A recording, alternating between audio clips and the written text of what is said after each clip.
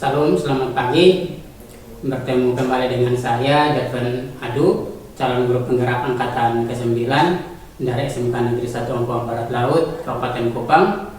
Kali ini saya ditemani oleh rekan kerja saya, Ibu Maria Miti. Beliau adalah guru produktif nautika kapal penangkapan ikan atau guru NKPI. Selamat pagi Bu Miti. Selamat pagi juga. Apa kabar Ibu?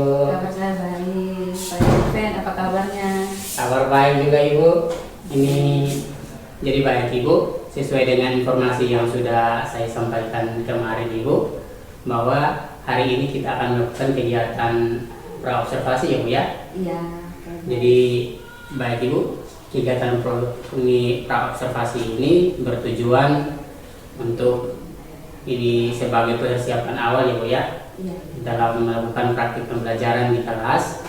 Ini kira-kira proses pembelajaran yang akan Ibu lakukan itu seperti apa, sehingga Ibu ada kesiapan awal seperti itu. Oke, baik. Jadi baik Ibu, ini mungkin ada beberapa pertanyaan yang akan saya tanyakan kepada Ibu dalam kegiatan praobservasi ini, yaitu yang pertama Ibu, ini terkait dengan tujuan pembelajaran. Nah, kira-kira Ibu, ini tujuan pembelajaran yang akan Ibu ingin capai dalam praktik pembelajaran yang akan datang ini kira-kira seperti apa Bu? Baik, terima kasih Pak Devin. Tujuan pembelajaran yang nanti saya siapkan itu yang pertama kan materi duluan Pak ya, materinya tentang prosedur darurat. Ya, ada dua tujuannya. Yang pertama memahami kesehatan dan keselamatan awak kapal penangkap ikan, respon situasi darurat kapal penangkap ikan, jenis-jenis keadaan darurat, penanggulangan keadaan darurat, penggunaan isyarat bahaya, pengorganisasian tindakan dalam keadaan darurat. Itu yang pertama. Yang kedua, memahami pemberian bantuan pada situasi darurat, pelaksanaan SAR untuk menolong orang dan kapal lain sesuai operasional standar atau POS. Oke, jadi baik. Ini tujuan pembelajaran yang ingin Ibu capai di sini ada dua Ibu ya, yaitu tentang standar operasional ini tim SAR. Iya. Ya, Ibu ya. Seperti apa? Dan yang satunya lagi, jadi baik Ibu, ini selain tujuan pembelajaran, kira-kira area pengembangan yang ingin Ibu kembangkan secara spesifik ini kira-kira seperti apa Bu? Baik, terima kasih Pak Devin.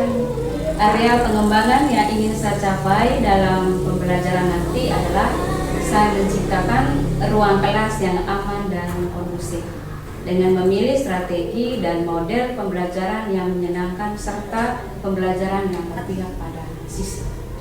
Oke, jadi Ibu ingin ini area pengembangan itu supaya kalau bisa tercipta lingkungan kelas yang ini kondusif ya begitu ya Bu? Ya. Jadi baik Ibu, pertanyaan yang ketiga Bu, ini berkaitan dengan ini model pembelajaran dan metode pembelajaran. Jadi metode pembelajaran yang akan digunakan dan model pembelajaran yang akan digunakan dalam praktik pembelajaran ini kira-kira seperti apa Bu? Ya, kalau soal strategi ya Pak? Ini model pembelajaran. Model pembelajaran, ya kalau mulai dari strategi yang saya gunakan dalam pembelajaran itu pembelajaran yang berdiferensiasi, ya pembelajaran yang atau pembelajaran sosial emosional. Kemudian saya akan melakukan pemetaan kebutuhan siswa sesuai dengan minatnya. Itu strategi. Sedangkan metode yang saya gunakan adalah dalam pembelajaran nanti itu saya menggunakan metode diskusi dan juga ceramah dan tanya jawab. Oke, jadi Ibu akan menggunakan strategi pembelajaran yaitu strategi berdiferensiasi ya Bu ya, dengan penerapan KSE dan metode pembelajaran yang akan digunakan yaitu metode diskusi, tanya jawab dan yang lain Bu ya. Oke, jadi baik Bu, ini selain ini metode pembelajaran dan metode pembelajaran yang Ibu sampaikan tadi, ini kira-kira ini media pembelajaran apa yang akan Ibu gunakan sehingga tujuan pembelajaran yang tadi Ibu katakan itu bisa tercapai. Oke, baik, terima kasih. Saya akan menggunakan beragam ya Pak Delven, seperti teks lembar kerja, LCD, dan juga menggunakan laptop. Oke, jadi media pembelajaran yang akan Ibu gunakan yaitu ada LKPD atau lembar kerja, ya Bu ya. Ini Infocus, laptop, dan yang lain. Jadi baik Ibu, ini kira-kira kapan Ibu akan melakukan praktek pembelajaran ini? Baik, kalau praktek pembelajaran nanti sesuai dengan jadwal ya Pak Delven. Jadwalnya nanti itu pada hari Selasa. Depan, jam pertama kelas 10 NKPI, jamnya 7:30 sampai 7:30. Oke. Jadi baik Ibu ya, ini jadwal yang tertera itu yaitu pada hari Selasa jam pertama dan jam yang kedua. Ya. Jadi baik Bu, ini nanti pada hari Selasa jam pertama dan jam kedua itu saya akan ini masuk bersama dengan Ibu supaya saya bisa melakukan kegiatan observasi ya Bu ya. Baik. Bagaimana cara Ibu melakukan praktek pembelajaran di kelas, kira-kira seperti apa, supaya kita bersama-sama mengamati proses pembelajaran yang Ibu lakukan. Jadi baik Ibu, ini kira-kira Ibu dari hasil perbincangan kita tadi ini apa sih yang Ibu dapatkan? Baik, terima kasih. Dari percakapan kita saat ini, saya mendapat gambaran tentang apa yang harus saya persiapkan dalam pembelajaran nanti. Ya, terutama tentang media pembelajaran yang harus saya persiapkan menjadi lebih baik. Oke, jadi mungkin ini Ibu mendapatkan gambaran sehingga Ibu bisa melakukan persiapan lebih awal ya Bu ya, seperti itu. Oke, jadi baik. Ini mungkin perbincangan kita cukup sampai di sini Ibu. Jadi kita akan bertemu lagi pada hari Selasa, yaitu jam pertama dan jam kedua saya akan melakukan observasi. Terima kasih Bu Betty sudah mau berbincang-bincang bersama dengan saya, berbagi pengalaman baik. Terima kasih Ibu. Terima kasih juga. Selamat pagi Ibu. Jadi baik, demikian hasil kegiatan observasi kita pada pagi hari ini. Sampai bertemu lagi pada kegiatan observasi dan pasca observasi pada kegiatan selanjutnya. Terima kasih. Bye. Selamat pagi anak-anak. Pagi Bu. Apa kabar kalian hari ini? Baik. Oke, sekarang ini musim hujan, ya. Ya. Jaga kesehatan supaya jangan sakit. Oke, baik.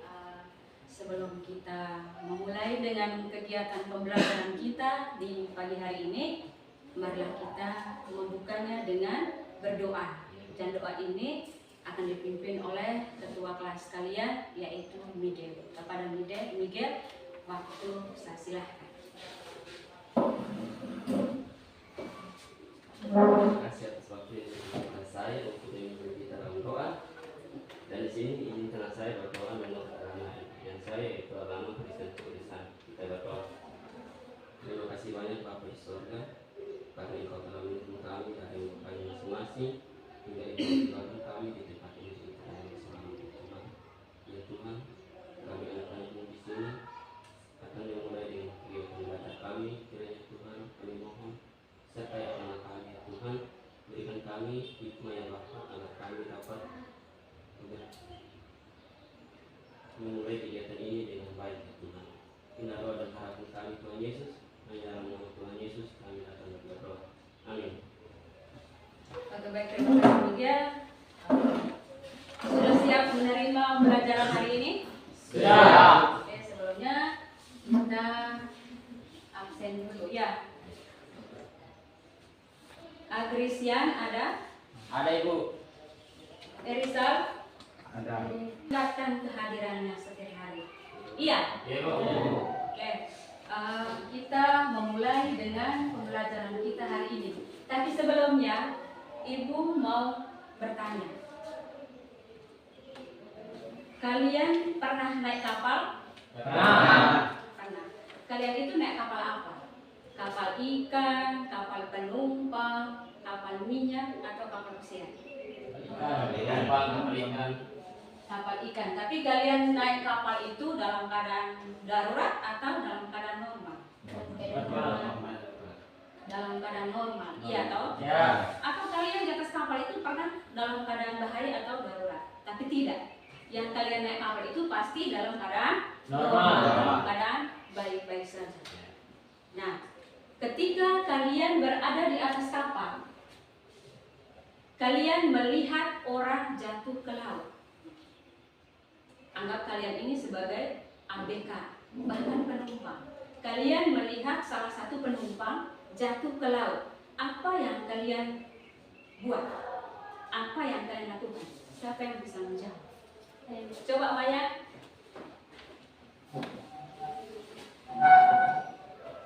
Terima kasih waktu ini. Saya sangat menjawab ini.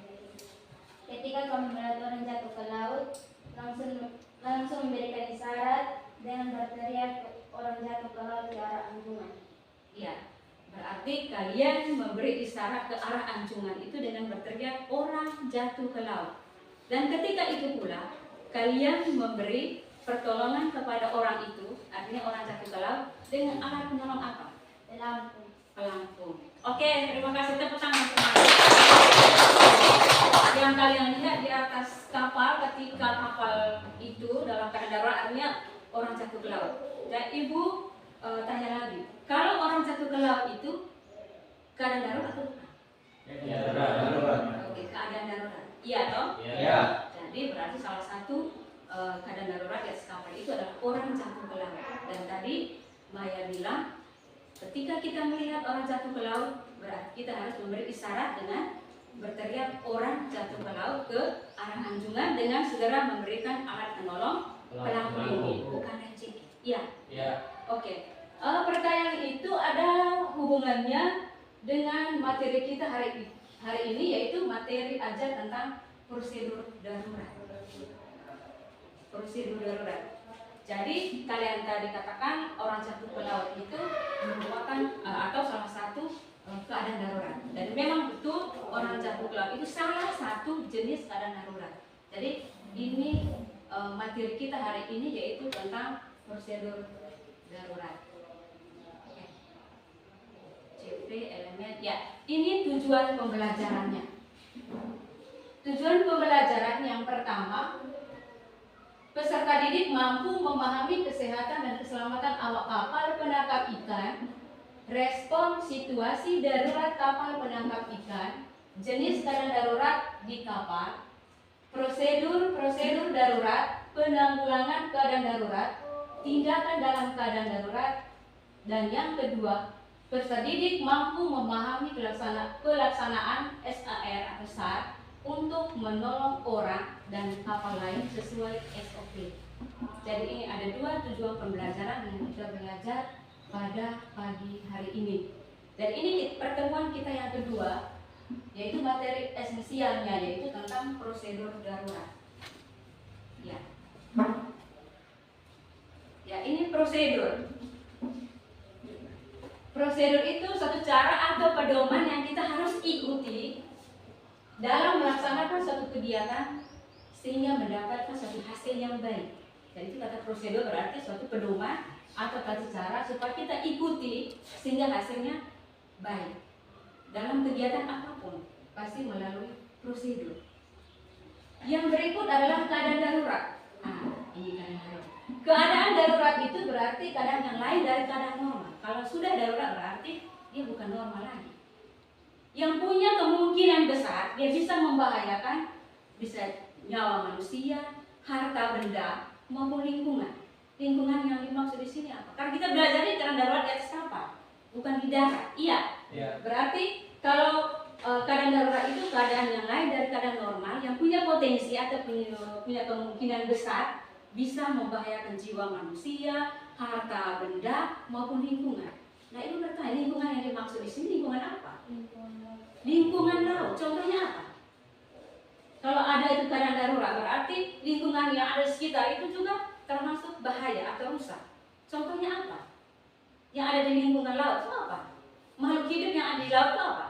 Ikan, terumbu karang, apalagi rumput baut laut, iya toh, dan lain-lain, atau biota yang ada di laut.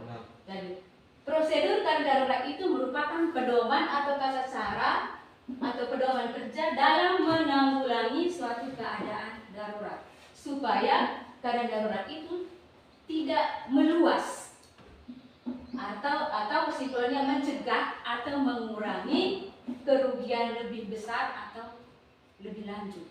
Jadi itu prosedur keadaan darurat. Jadi bagaimana atau tata cara dalam mencegah, dalam penanggulangan keadaan darurat itu supaya tidak terlalu besar kerugiannya. Kalau sudah kejadian kecil, bagaimana cara kita mencegah supaya jangan terlalu besar. Bisa paham? Bisa. Oke, kita lanjut. Faktor penyebabnya apa? Jadi keadaan darurat itu pasti ada punya faktor penyebab. Faktor penyebab yang pertama itu adalah faktor manusia. Sehingga keadaan darurat itu bisa terjadi, faktor yang pertama adalah manusia. Nah, faktor manusia ini dia bisa sengaja dan juga dia bisa tidak sengaja. Yang tidak sengaja itu berarti dia lalai. Sama atau tidak lalai dan sengaja? Tidak sama, iya toh? Nah, siapa yang bisa kasih contoh? Kalau lalai, nah seperti apa? Sengaja seperti apa? Kalau lalai, Dia belum mampu. Kalau sengaja dia tidak tahu tapi dia masih melakukan. sengaja membakar, nah, iya toh? Kalau lalai berarti dia tidak sengaja membuat. Misalnya meledak kompor, iya toh? Itu kan lalai. Membuang puntung rokok di sembarangan tempat sehingga terjadi kebakaran misalnya, sehingga dia lalai. Tapi itu bukan sengaja. Itu faktor manusia. Yang berikut adalah faktor alam. Nah, ini kalau faktor alam yang kalian lihat gambar di depan ini faktor alam karena apa ini? Belum besar. Ya, toh? Iya, bukan karena manusia yang buat, bukan kesalahan teknis juga, tetapi ini alam. Jadi faktor alam ini gambarnya. Yang berikut adalah faktor teknis. Faktor teknis ini yang bisa menyebabkan keadaan darurat itu, misalnya lupa menyalakan lampu suar. Ya, lampu suar itu yang kalian lihat di sini di mana? Di Tanjung. Itu memberikan tanda bahwa di situ tidak boleh melewati kapal karena berarti harus ada tanda lampu suar itu. Dan yang berikut mungkin dia rusak alat navigasinya, sehingga itu disebut dengan faktor teknis. Bisa paham? Bisa. Oke, kita lanjut. Jenis-jenis prosedur darurat. Ada banyak jenis-jenis prosedur darurat. Prosedur darurat yang jenis yang pertama itu prosedur internal. Nah, ini baru kita masuk ke jenis prosedur. Bukan jenis, karena darurat itu beda. Jenis prosedur itu ada prosedur internal atau lokal. Ada juga prosedur umum. Ya, yang dimaksud dengan internal atau lokal ini, kejadian itu di atas kapal yang bisa diatasi oleh pihak kapal itu sendiri. Hanya lokal atau internal. Jadi kejadian itu tidak terlalu meluas, tidak terlalu besar. Tetapi bisa diatasi, bisa ditangani oleh pihak kapal itu sendiri. Itu yang disebut dengan lokal atau internal. Jadi tidak perlu dia minta bantuan orang lain. Contohnya kalau ada kejadian di SMK yang bisa mengatasi kejadian itu, tidak perlu butuh orang lain. Itu lokal. Bisa paham? Bisa. Yang berikut adalah prosedur umum. Prosedur umum ini yang artinya kejadian itu sudah besar, kecelakaan itu sudah meluas, membutuhkan bantuan dari luar, membutuhkan kapal lain, membutuhkan tim SAR, membutuhkan pihak-pihak luar untuk menolong, karena kapal itu sendiri dia tidak bisa menangani sendiri.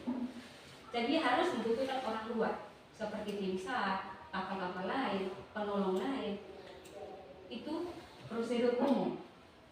Kita lanjut lagi. Bisa paham ini? Bisa. Oke, kita masuk di jenis-jenis keadaan darurat. Jenis keadaan darurat ini banyak. Bisa karena tubrukan. Nah, ini kalau ini gambarnya. Ini tabrak kapal dengan kapal. Berarti salah satunya adalah jenis keadaan darurat itu adalah tubrukan. Tubrukan kapal dengan kapal kah? Tubrukan dengan karang kah? Tapi ini tubrukan dengan benda buatan manusia yang ditancapkan di tengah laut. Ini apa yang nama? Bagan. Iya toh, bagan ini salah satu alat penangkap ikan yang ditancapkan di laut. Jadi bisa tabrak dengan itu barang. Yang berikut adalah dia bisa dengan karang, tabrak dengan karang atau dermaga dan lain-lain. Itu dilakukan dalam keadaan normal. Jadi dia struktur itu ada pusat komando. Pusat komando ini yang langsung dipimpin oleh nahkoda. Yang berikut satuan pendukung.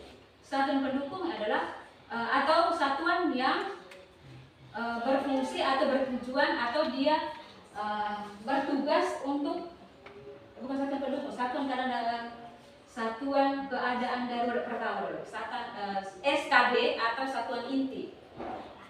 Satuan inti ini dia menangani langsung kejadian yang terjadi saat itu.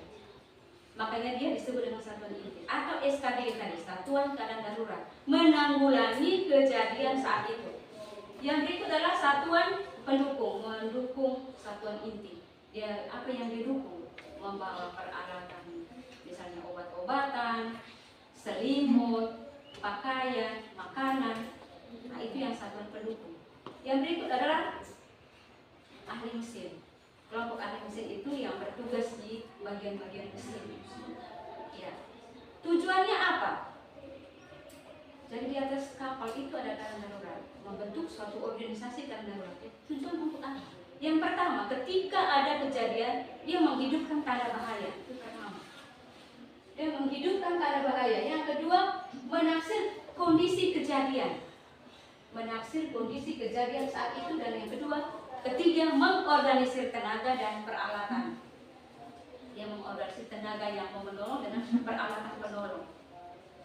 Dan yang berikut adalah fasilitas. Fasilitas keselamatan. Salah satunya adalah jaket, rompi atau life jacket. Itu dia punya gambar. Siapa yang pernah menggunakan life jacket ketika dia berselam? Nah, kalau yang sudah pulang praktek pasti dia menggunakan. Dan itu life jacket. Dia punya fungsi apa? Mengapungkan bagi orang yang menggunakannya di atas laut. Yang ini apa? Pelampung. Pelampung juga tadi salah satu fungsinya adalah menolong orang jatuh ke laut pertama kali. Kenapa tidak menggunakan alat penolong lain? Karena ini lebih mudah dibandingkan alat penolong lain. Iya toh? Ya. Yang berikut pakaian cebur. Pakaian cebur ini dia punya gambar. Pakaian ini untuk menolong kita ketika kita berada di laut itu suhu badan kita itu menurun, berkurang. Sehingga pakaian cebur ini ya menjaga kita atau menghangatkan tubuh kita ketika berada di atas laut. Itu pakaian cebur. Yang ini adalah pakaian pelindung panas. Pakaian pelindung panas, dia punya fungsi juga sama dengan pakaian cebur tadi. Nah, itu alat penolong perorangan. Kalau alat penolong perorangan ada, berarti kelompok ada tidak? Ada. Apa? Skoci. Skoci. Tapi yang kita belajar hari ini adalah alat penolong perorangan. Oke, untuk lebih jelas, Ibu akan memperlihatkan kepada kalian videonya. Ya, atau video ini latihan meninggalkan kapal. Latihan ketika kapal itu dalam keadaan darurat kebakaran, bagaimana cara memadamkannya dan bagaimana cara ketika kapal yang terbakar itu tidak bisa ditangani lagi, bagaimana cara kita untuk melompat ke laut. Itu ini latihan. Jadi kalian tonton ya. Oke, kalian harus saksikan ini latihan meninggalkan kapal, latihan evakuasi.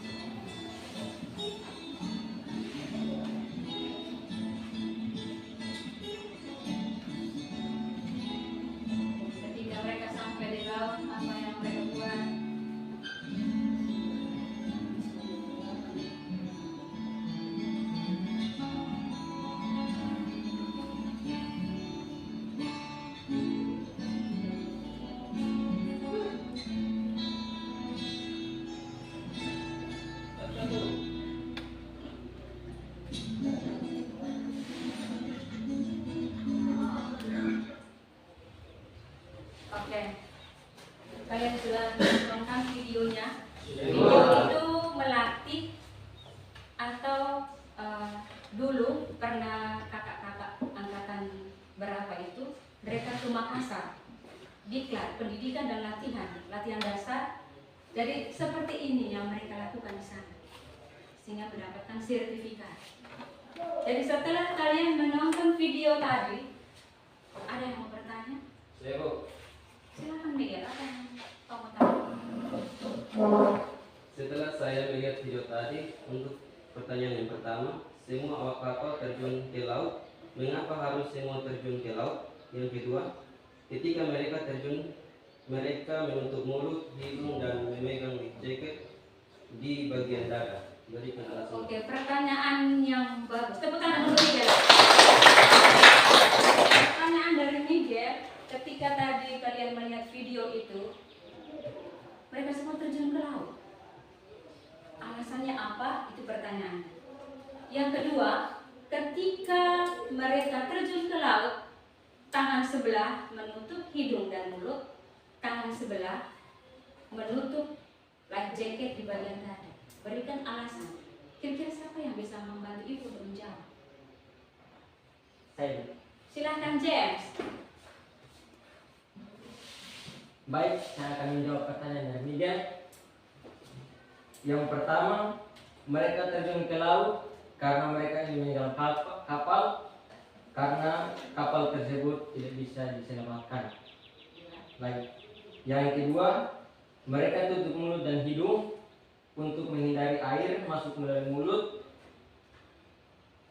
dan hidung serta memegang life jacket agar tidak terlepas ketika melompat ke laut. Oke, jawabannya luar biasa. Kita tepuk tangan. Jadi jawabannya sangat benar. Mereka itu kenapa terjun ke laut semua? Karena memang kapal itu tidak bisa ditangani lagi, tidak bisa diselamatkan lagi, sehingga seorang nahkoda memberikan perintah untuk segera meninggalkan kapal karena kapal itu tidak bisa selamat lagi. Kalian tonton tadi karena kapal itu dalam keadaan darurat terbakar. Iya toh? Karena mereka semprot pakai apa itu?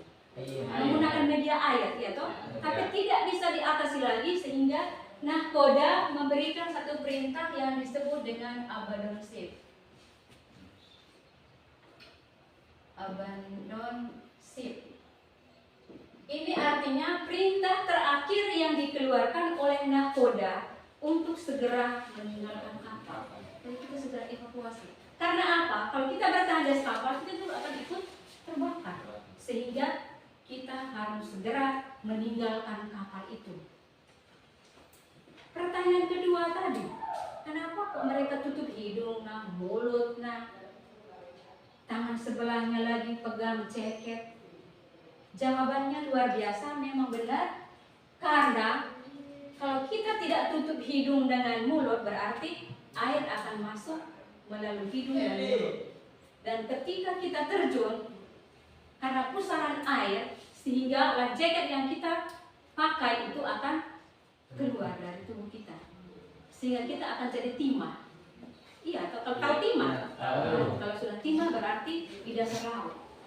Kalau tadi tidak pegang sebelah sisi tangan kanan atau kiri kita, itu memegang life jacket untuk menahan. Ketika kita terjun, bisa saja angin tiup keluar atau pusaran air itu akan mengangkat keluar dari tubuh kita, sehingga kita tidak, artinya life jacket itu akan keluar dari tubuh kita. Oke.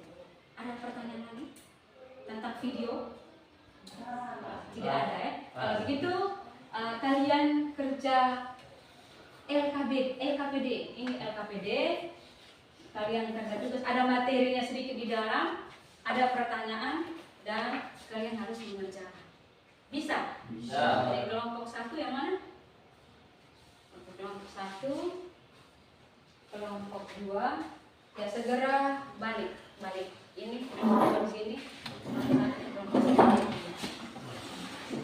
Buka buku kalian itu di halaman 68. Cetak yang ada di meja kalian itu halaman 68 tentang sel darurat dasar. Ibu kasih kesempatan kalian untuk mengerjakan tugas itu 5 menit. Jadi aktif ya, jangan ada yang diam-diam. Halaman 68.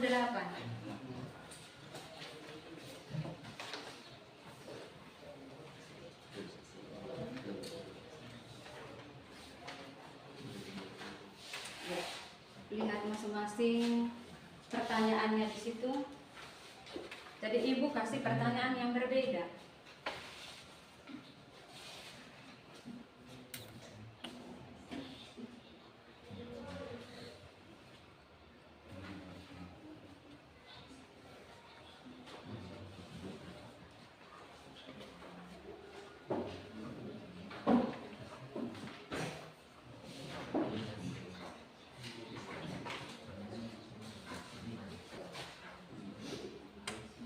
Kelompok 2 ada pertanyaan? Nah, silakan ya.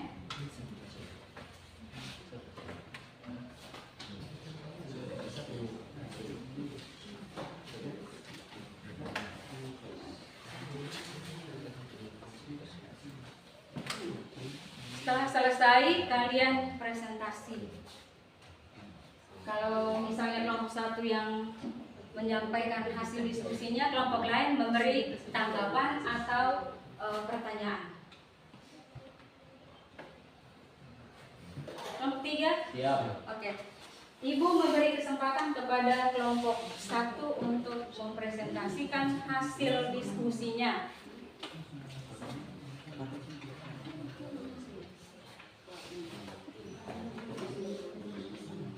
Oke, kalian berdiri di depan.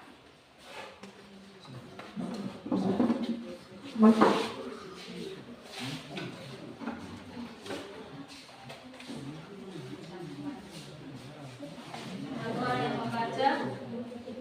Ingat kelompok lain ketika mereka selesai membaca, kalian harus kasih tanggapan atau bertanya. Bisa? Bisa. Oke. Silakan Lydia baca. Selamat pagi Bapak, Bapak Ibu dan kawan-kawan. Selamat pagi. Terima kasih atas waktu yang diberikan kepada kami kelompok 1 untuk menyampaikan hasil diskusi kami. Faktor penyebab keadaan darurat di atas kapal. Faktor yang itu faktor manusia, contohnya lalai dalam melakukan tugas seperti lupa mematikan kompor, lalai dalam tugas jaga, kesalahan dalam membentuk trik pelayaran membuang rokok sembarangan di tempat lain, dan lain-lain. Yang kedua, faktor alam. Contohnya badai, petir, gelombang besar, letusan gunung berapi di laut, kabut atau tsunami. Faktor yang ketiga, faktor teknis. Misalnya tidak menyalanya lampu suar, kerusakan alat navigasi atau kesalahan tanda-tanda di peta dan lain-lain. Sudah? Oke, itu presentasi atau hasil diskusi yang dilakukan oleh kelompok 1. Kamu sudah dengar? Oke. Ada pertanyaan atau ada tanggapan dari kelompok 3 dan kelompok 2? Ada pertanyaan? Ada Ibu. Oke, dari kelompok 2 silakan berdiri. Dari faktor penyebab keadaan darurat di atas kapal, yang salah satunya adalah faktor teknis, misalnya tidak menyalakan lampu suar. Pertanyaannya, apa fungsi dari lampu suar tersebut? Oke, pertanyaan dari kelompok 2 untuk kalian, intinya adalah lampu suar itu fungsinya untuk apa? Fungsi lampu suar adalah untuk membantu para navigator adanya bahaya atau rintangan seperti karang, air dangkal, dan lain-lain.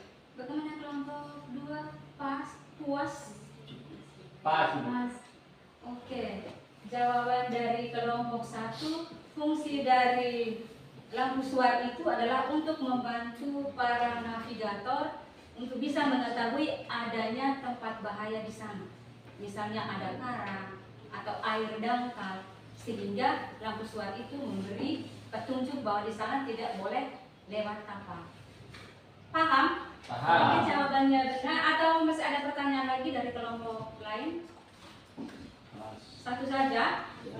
Oke, dengan demikian kelompok 1 sudah mempresentasikan hasil diskusi mereka dan menjawab pertanyaan dari kawan dengan baik. Mari kita berikan tepuk tangan. Silahkan duduk dan kesempatan berikut adalah kelompok 2. Silahkan maju kelompok 2. Satu orang mewakili untuk membaca.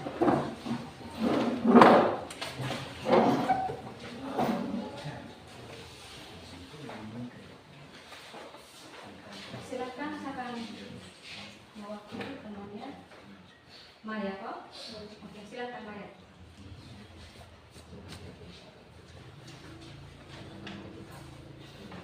Selamat pagi rekan-rekan sekolah, Bapak Ibu guru dan teman-teman semua. Terima kasih atas waktu yang diberikan kepada kami kelompok 2. Kami akan mempresentasikan hasil diskusi kami.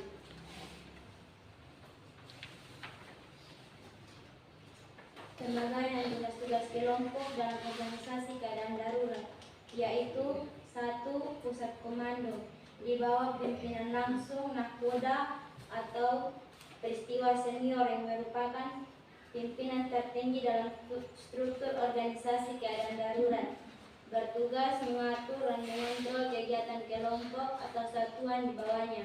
Pusat komando dilengkapi dengan perangkat komunikasi internal dan eksternal. 2. Satuan keadaan darurat atau satuan inti dipimpin oleh seorang perwira. Kelompok ini merupakan satuan inti penanggulangan keadaan darurat, bertugas melaporkan jenis dan situasi kondisi darurat serta menyerahkan jenis dan tindakan yang harus dilakukan kepada pusat komando. 3. Satuan pendukung. Kelompok pendukung dipimpin oleh seorang perwira, bertugas membantu satuan inti dengan perintah pusat komando dan menyediakan pembantu pendukung seperti perbekalan, peralatan, bantuan medis, obat-obatan, dan lain-lain. Yang keempat, kelompok alih mesin. Kelompok yang memiliki bertanggung jawab utama di dalam mesin ini berada di bawah pimpinan perwira senior. Kelompok ahli mesin bersiap untuk memberi bantuan bila diperlukan dengan perintah pusat komando. Sudah selesai? Sudah. Oke, itu presentasi atau hasil diskusi dari kelompok 2 tentang pembagian tugas-tugas dari atau dalam kelompok organisasi keadaan darurat di atas kapal. Ada pertanyaan? Ya, Ibu. Oke, dari kelompok 3, silahkan.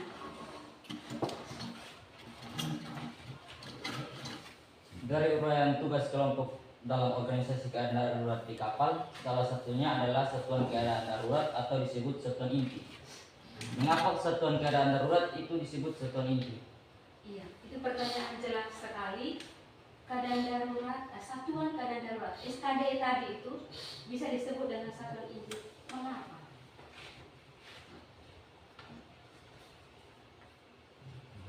Silakan kelompok 2. Baik, saya akan menjawab pertanyaan yang ketiga. Baik, satuan keadaan darurat disebut satuan inti karena kelompok atau satuan keadaan darurat itulah yang menangani langsung kejadian serta bertugas melaporkan jenis dan situasi kondisi darurat serta menyerahkan jenis dan tindakan yang harus dilakukan kepada pusat komando. Bagaimana kelompok 3 yang bertanya? Jawabannya cukup jelas. Jawabannya karena satuan itulah yang menanggulangi atau menangani langsung kejadian saat itu. Bagaimana? Puas? Puas, Ibu. Oke, ada pertanyaan lagi dari kelompok 1? Tidak ada lagi? Oke, dengan demikian pertanyaan cuma satu saja. Mari kita berikan tepuk tangan untuk silakan kelompok 2. Siap-siap kelompok 3 maju.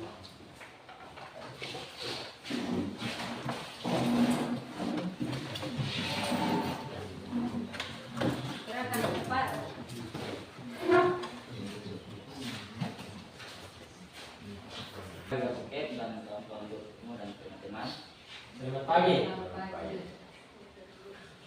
Sini kami akan mempresentasikan hasil kerja kelompok kami.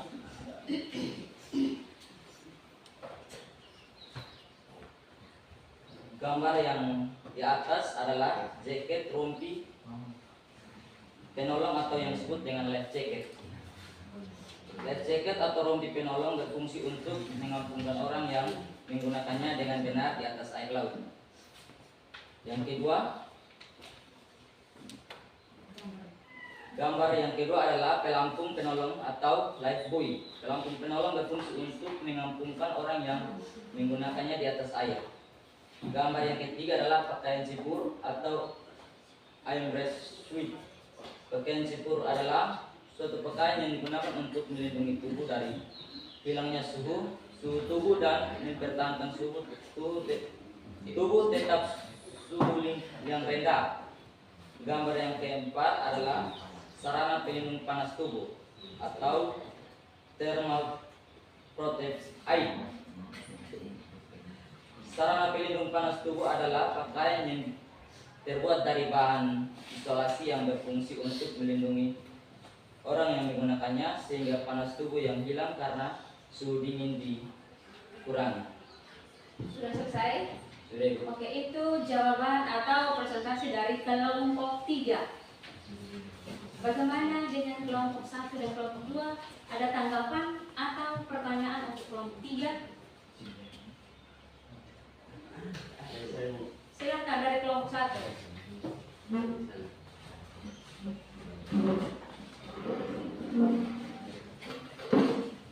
Dari keempat alat penolong perorangan, kira-kira alat penolong mana yang diberikan apabila ada orang yang jatuh ke laut? Diberikan alasannya. Oke, pertanyaan yang bagus. Dari keempat alat penolong perorangan tadi yang kalian baca itu, dari situ salah satu alat penolong yang bisa menolong orang yang jatuh ke laut, seperti awal-awal pertanyaan tadi itu. Kira-kira itu alat penolong apa yang digunakan? Baik, saya akan menjawab pertanyaan dari kelompok 1. Alat penolong yang digunakan untuk menolong orang jatuh ke laut adalah life buoy atau pelampung karena dengan cepat menggunakannya dibandingkan dengan alat penolong lain. Bagaimana dengan kelompok 1 yang bertanya?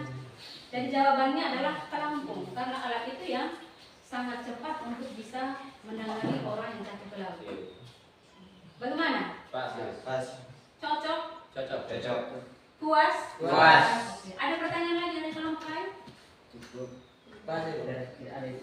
Oke, kalau begitu selesailah presentasi kita pada pagi hari ini. Mari sudah menyelesaikan beberapa perkenalkan kelompok 1, kelompok 2, kelompok 3. Dan kita bisa mengambil satu kesimpulan dalam diskusi ini.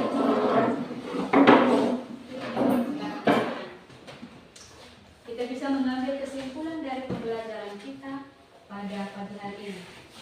Kira-kira bisa tidak kalian membantu untuk memberikan satu kesimpulan? Saya. Oke, Rendra, kesimpulan pertama. Keadaan darurat adalah keadaan yang lain dari keadaan normal, mempunyai potensi membahayakan keselamatan manusia, harta benda ataupun lingkungan.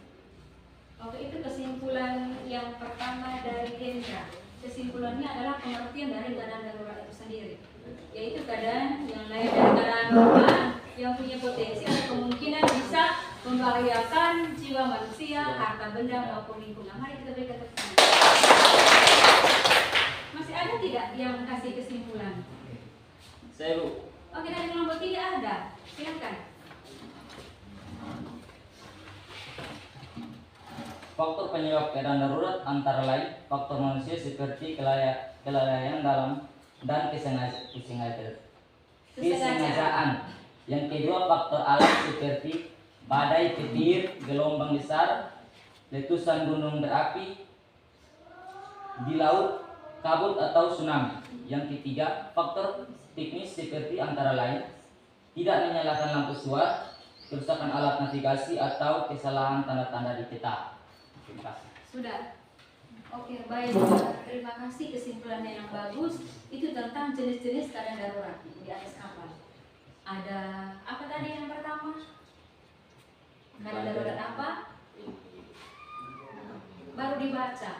Jenis-jenis keadaan darurat tadi misalnya adalah itu keadaan darurat faktor alam, faktor manusia, faktor apa lagi? Teknis, apalagi? Ada berapa? Ada 3. Jadi ada faktor manusia seperti lalai, sengaja, ada faktor alam seperti badai, petir, tsunami, dan faktor teknis yang seperti lupa mematikan lampu suar, atau menyalakan lampu suar, atau tanda-tanda disertai lupa. Iya. Yang ketiga masih ada tidak? Oke, forecast. Silakan. Jenis-jenis keadaan darurat di kapal. Ya. Pertama, tenggelam. Yang kedua, reaksi muatan. Yang ketiga, kebakaran dan ledakan. Keempat, kandas. Kelima, tenggelam. Keenam, kebocoran pencemaran. Ketujuh, orang jatuh ke laut. Oke, itu jenis-jenis keadaan darurat di atas kapal. Bisa paham ya anak-anak? Bisa. Ada kapal tenggelam, tubrukan, orang jatuh ke laut, ledakan, terbakar, tenggelam, dan lain-lain. Begitu banyak contoh dan jenis-jenis keadaan darurat kapal disertai dengan contohnya masing-masing. Masih ada lagi? Tidak ada lagi? Oke, kesimpulan luar biasa. Mari kita tepuk tangan dulu. Oleh karena itu anak-anak, kesimpulan sudah selesai dan Ibu akan membagikan kalian tes formatif. Tetapi sebelum ke sana kita berdiri dulu. Ice break dulu. Ayo silakan berdiri.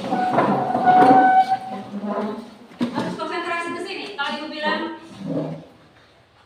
tepuk pagi berarti berapa kali? 1. Tepuk siang berapa kali? 2. Tepuk malam? Tidak ada. Ya toh. Kalau Ibu bilang tepuk siang-siang berarti berapa kali? Paham ya? Harus konsen. Ya. Tepuk pagi. Aduh. Ulang.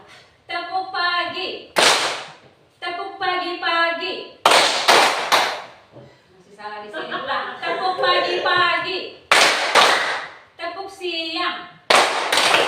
Siapa yang salah? Tepuk siang.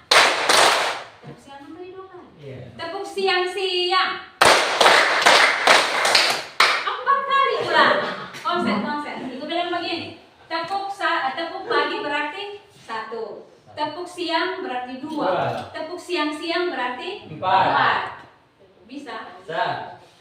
Tepuk siang-siang 4 kali. Tepuk malam. Ulang. Tepuk malam. Kenapa? Sudah tidur semua. Ulang 4 kali lagi. Tidak boleh salah lagi. Tepuk malam.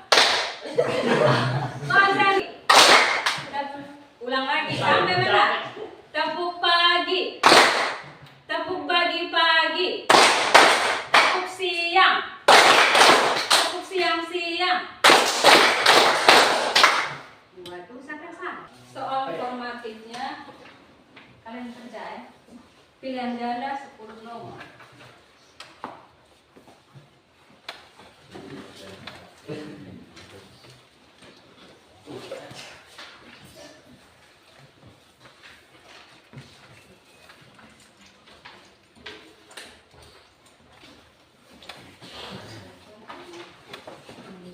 Silakan kerja 2 menit saja. 2 menit dari pengajaran. Sedangkan yang belum tuntas di bawah KKM berarti dia remedial. Nanti Ibu akan kasih tugas. Bisa paham? Bisa paham? Bisa. Oke, silakan. Oke, terima kasih. Forecast, James.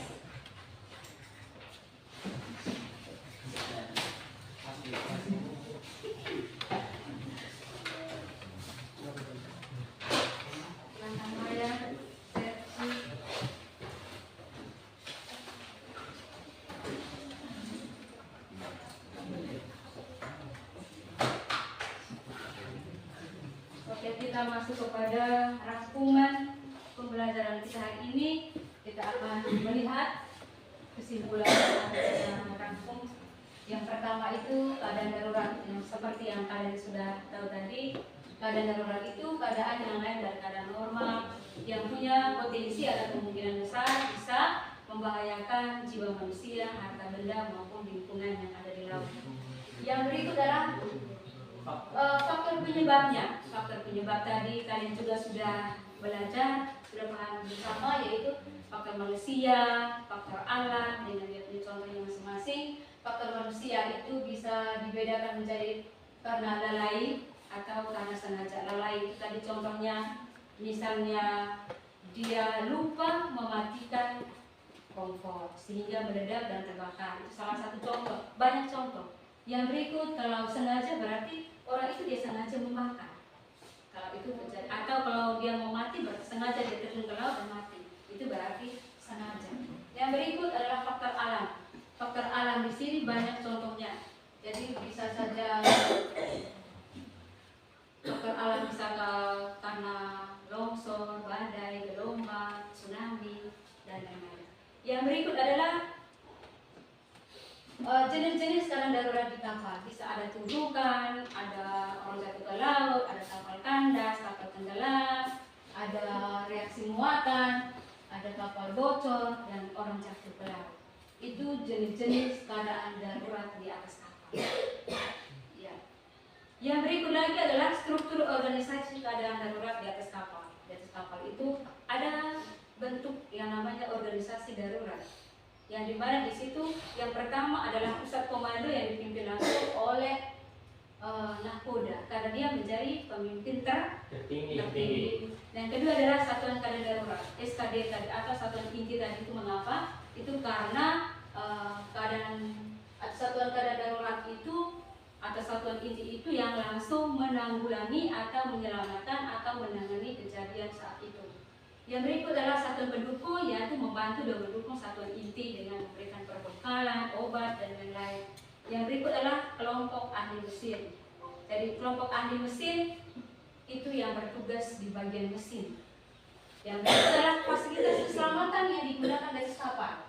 Ada alat-alat penolong perorangan seperti tadi itu ada life jacket, ada pelampung, pakaian cebur, pakaian pelindung panas dengan fungsinya masing-masing. Dan yang berikut adalah pesawat rumput maut. Itu berkelompok. Pesawat rumput maut itu alat-alat atau fasilitas keselamatan di atas kapal. Kalau selain pesawat rumput maut, ada sekoci dan ada juga alat-alat peluncur dan embarkasi dan lain-lain. Oke, dengan ini pembelajaran kita hari ini memang sudah selesai. Bagaimana pembelajaran kita hari ini menyenangkan? Apa kalian bisa memahami tentang materi prosedur darurat? Bisa paham ya? Bisa.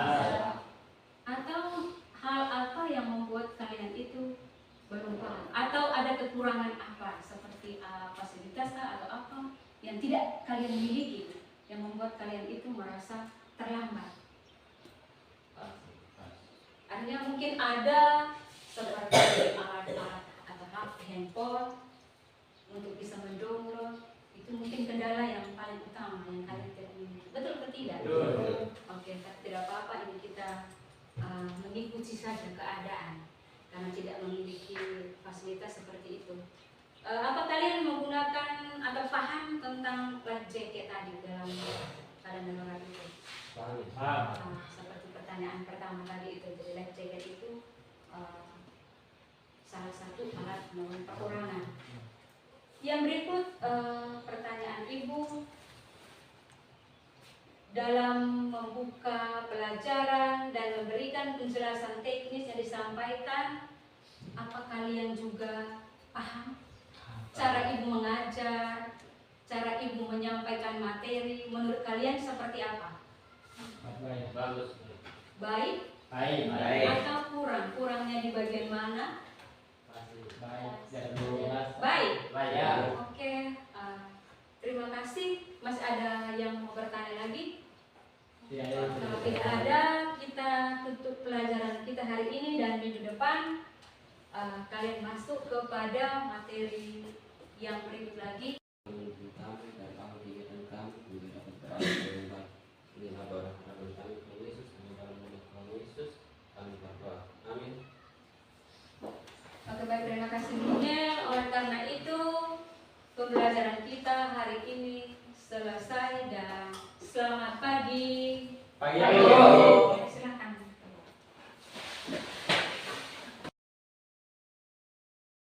Salam, selamat pagi. Bertemu kembali dengan saya Deven Adu, calon guru penggerak angkatan 9 dari SMK Negeri 1 Ompong Barat Laut, Kabupaten Kupang. Kali ini saya ditemani oleh Ibu Niti sebagai observer saya dan pengajar praktik saya Ibu Rina Tamela. Selamat pagi Ibu Niti.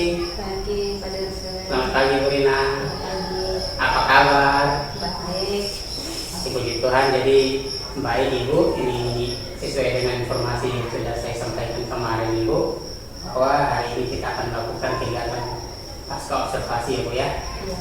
Jadi baik Ibu Niti, ini mungkin dalam kegiatan pasca observasi ini ada beberapa pertanyaan yang saya tanyakan kepada Ibu.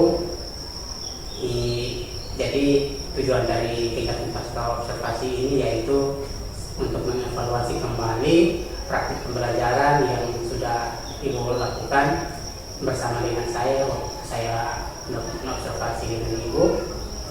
Jadi intinya tujuan dari kegiatan pasca observasi ini yaitu mengevaluasi kembali praktik pembelajaran apakah sudah berjalan dengan baik atau belum, seperti itu ya. Oke, jadi baik, pertanyaan pertama Ibu, ini bagaimana perasaan Ibu ketika ini diobservasi saat baru-baru itu? Oke, baik, terima kasih pertanyaan Deven.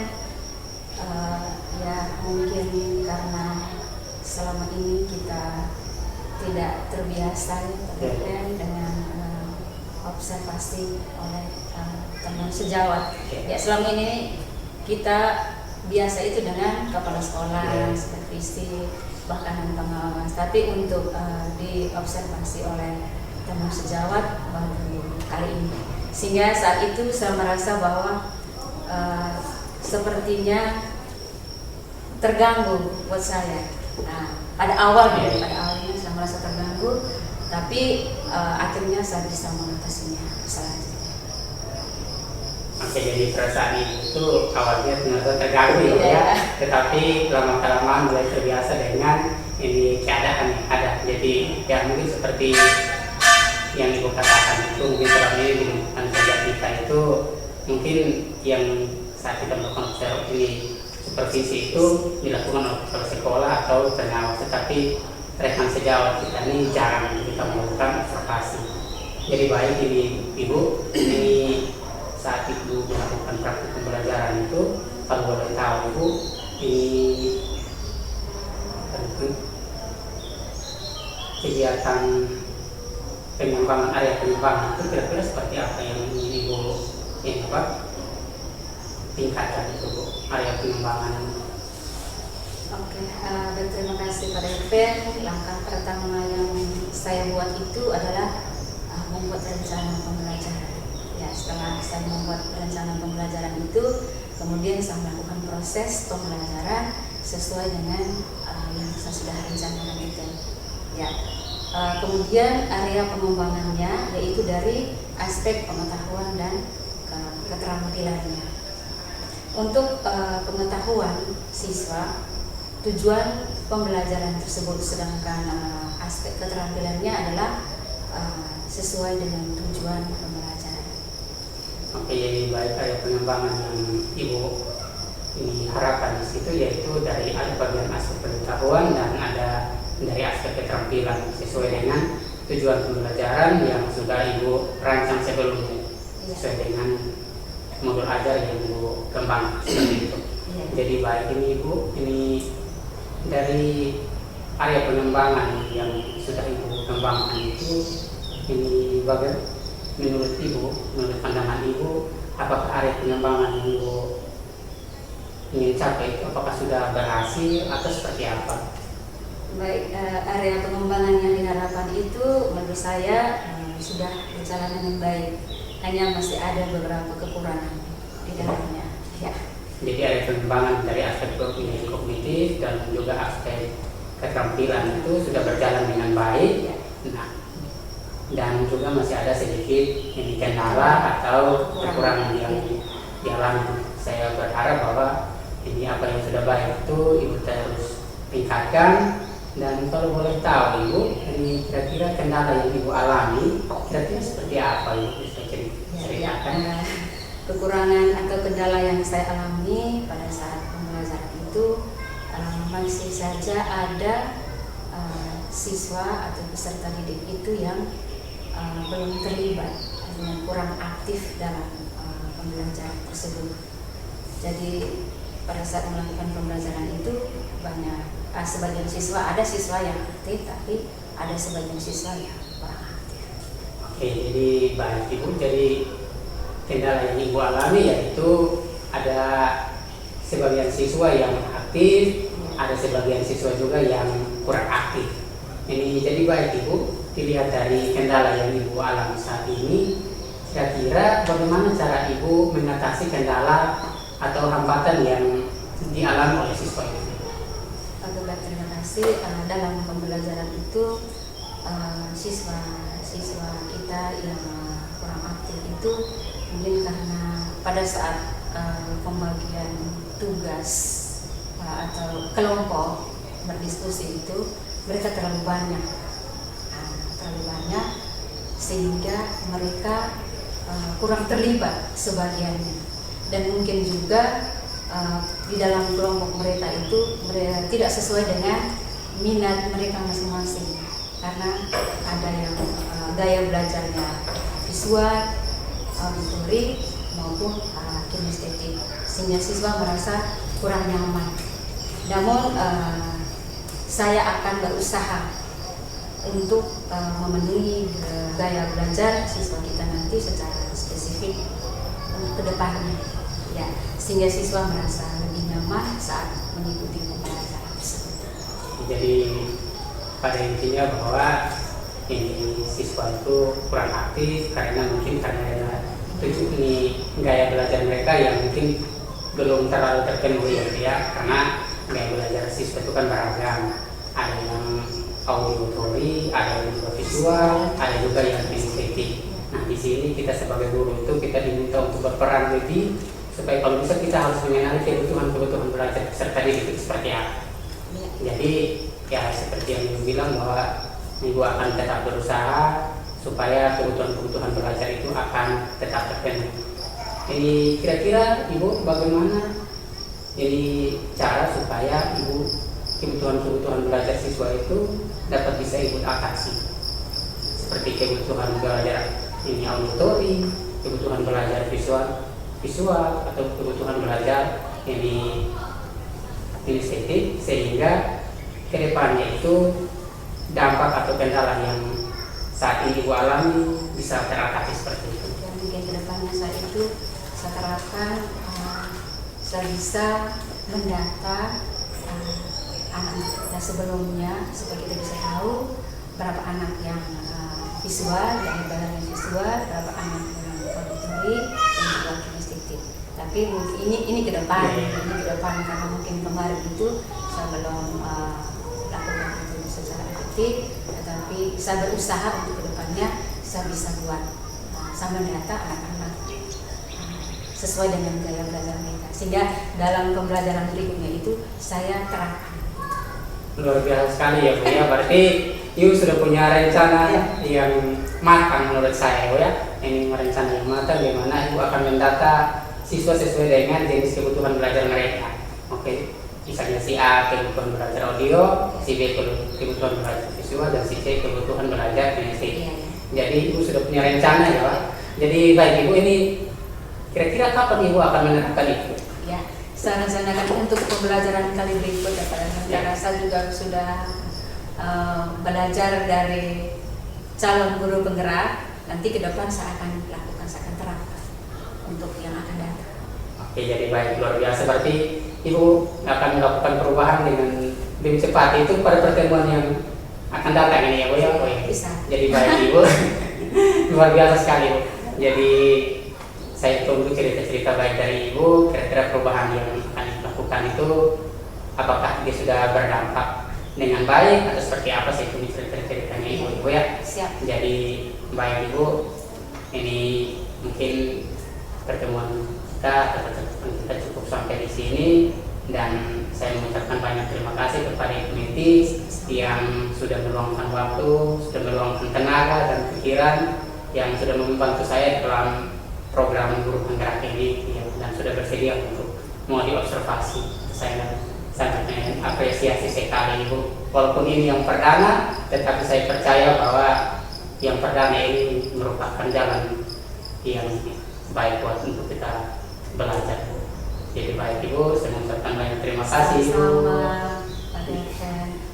Oke. Terima kasih. Jadi baik Ibu, mungkin itu dalam kegiatan pasca observasi saya bersama dengan observer saya. Ini waktu selanjutnya saya berikan kesempatan kepada Ibu Rina selaku PP untuk memberikan kembali atau tanggapan berdasarkan hasil coaching pasca observasi hari ini. Terima kasih.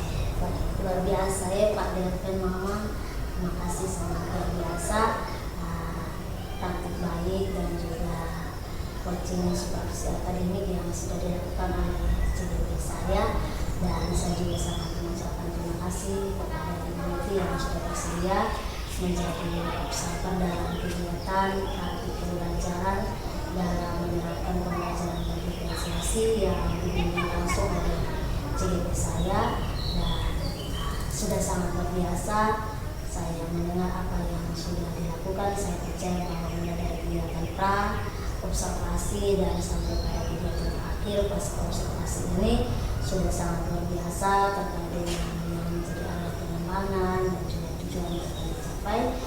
Saya sangat salut dan juga bangga dengan hasil yang diperoleh, dan saya juga sangat berterima kasih karena Ibu sudah mendukung CDP saya dalam melakukan kegiatan dan sekaligus menjalankan perannya sebagai supervisor nanti ke depan ya. Tuhan berkenan nanti bisa menjadi mungkin dipercayakan jadi kepala sekolah ataupun pengawas, sudah bisa melakukan beberapa tugas sebagai supervisor dalam melakukan coaching supervisi akademik kepada sejawat. Jadi mungkin itu yang dapat saya sampaikan.